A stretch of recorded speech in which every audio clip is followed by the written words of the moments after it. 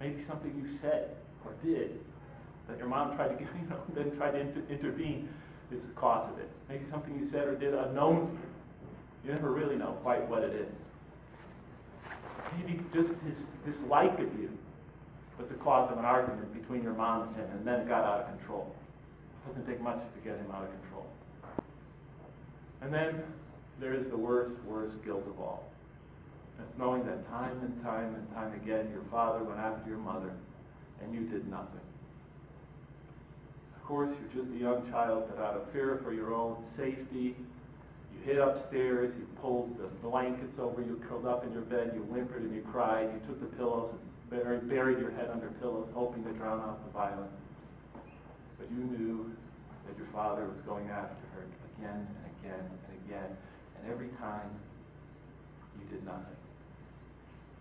And with each such incident, you come to see with ever greater clarity your own weakness, your own incompetence, your own impotence, your uselessness, your cowardice. And the hate grows and festers inside. Not just for the man that you call father, but for yourself as well. It's a horrible, horrible thing to make a young child choose between himself or herself and their mother. It's just horribly, horribly unfair. When I was little, though, I used to daydream about life without my father. I just wanted the fear to go away. I just wanted to get out of this nightmare that was our lives. So I prayed it again to God, the God I was taught about, the God of mercy, the God of love, the God of caring, the God who could do anything. So I prayed again and again to God to remove my father from our lives. But my dad was always there. And every year he got worse and worse and worse. And I began to wonder early on if God really was. I started wondering that question long before my classmates ever started considering those questions. I could not fathom why God would sentence my mom, a saintly woman, to lifelong punishment. I couldn't understand what great sin that she committed or that we, her children, had committed to deserve my father. I lacked the maturity to sort out such questions, but I definitely had enough fear and anger to provoke them.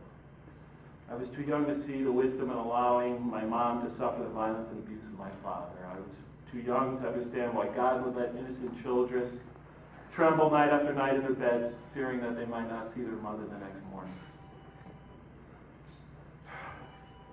I was too young to even see how the mercy and forgiveness of God could extend to my father with all his terrible failings.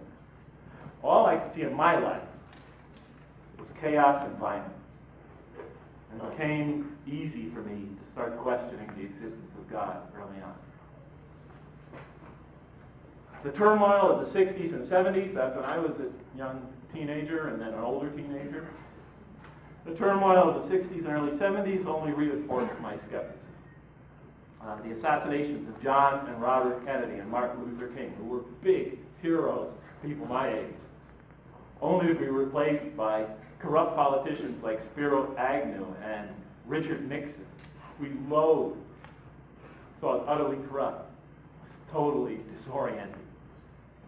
And then there was the violence of Vietnam. And they didn't cover Vietnam like they cover the war in Iraq, which essentially they don't cover the war in Iraq in the United States.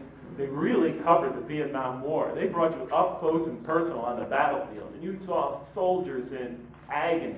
You saw civilians getting slaughtered, or at least you saw the after effects of that. Pictures of little children running down the street after a napalm attack with their bodies on fire.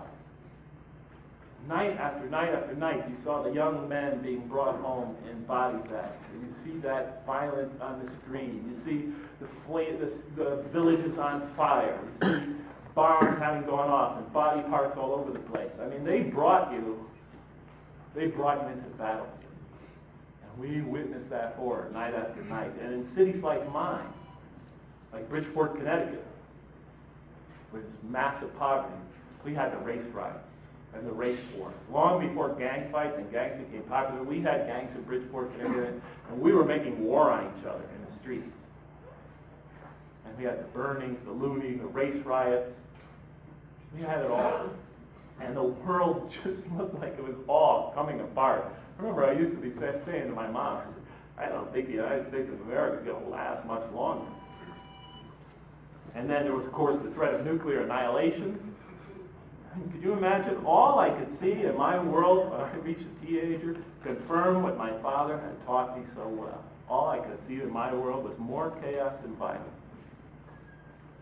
I saw that the world was dominated by undiscriminating violence and destruction. And very soon I began to wonder why. Why would an all-loving, all-perfect God make it that way? Why couldn't he just make us angels if he wanted us to conform to his will and pop us into heaven? I mean, why would he make this inferior creature if he could make the superior being and put us into heaven? Just didn't make sense to me. Why would he expose us to such suffering if he was a God of love? I love my kids. I tried to everything possible to protect them from the slightest harm. And he puts us here in this violence, this pain, this fear. Why would he do that? Couldn't a more perfect God make a more perfect world? Couldn't understand it. Where does evil come from, I thought? Temptation, where does it come from? All things come from God. Why would he do that? And then the worst thing I thought was, he's going to pop almost all of us, according to my, almost any faith, he's going to pop almost all of us in hell in the next life for just not having been born in the right creed. Does that seem fair, I thought? I began asking these questions at school, asking them of the nuns. Jeff, that's a good question, I was told. I'll have to talk to Father Hanover about that. I'll get back to you. Remember, Sister Bernadette said that once. She never got back to me. Father Hanover was a very impatient man. He probably said, kick him out of school. I got to high school. I would ask the same question. Finally, junior year religion class, priest, theology major at the University, not Sacred Heart University, Fairfield University, a fine institution. He decides he's going to prove to us the existence of God. He begins his proofs. I start bringing up my counter-arguments. We go back and forth, back and forth, back and forth. Finally, he throws me out of class. But before he throws me out of the class, he says to me, Jeff, if you don't believe in God, what the heck are you doing here in a Catholic school? Up to that point in my life, I never even thought about it. I had always thought I was a Catholic. If you asked me that morning, what religion are you? I would have said, I'm a Roman Catholic. Suddenly, when he said to me, Jeff, if you don't believe in God, it dawned on me, do I really believe in God? And then he said, look, anybody who's like Jeff who doesn't believe in God, just get up and leave the classroom right now. I stood up. I walked out of that classroom. 6 of my students followed me. I convinced them of the atheism.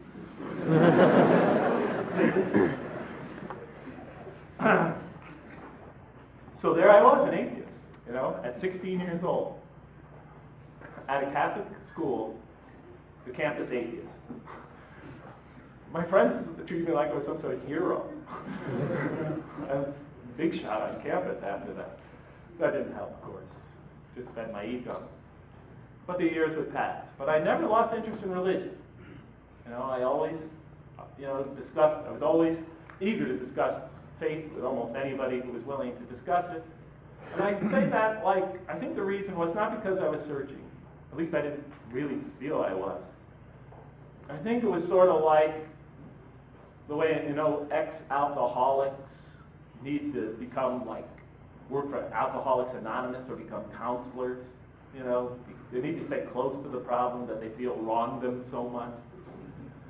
And I felt that was the reason why I was so close to, so eager to discuss religion with others.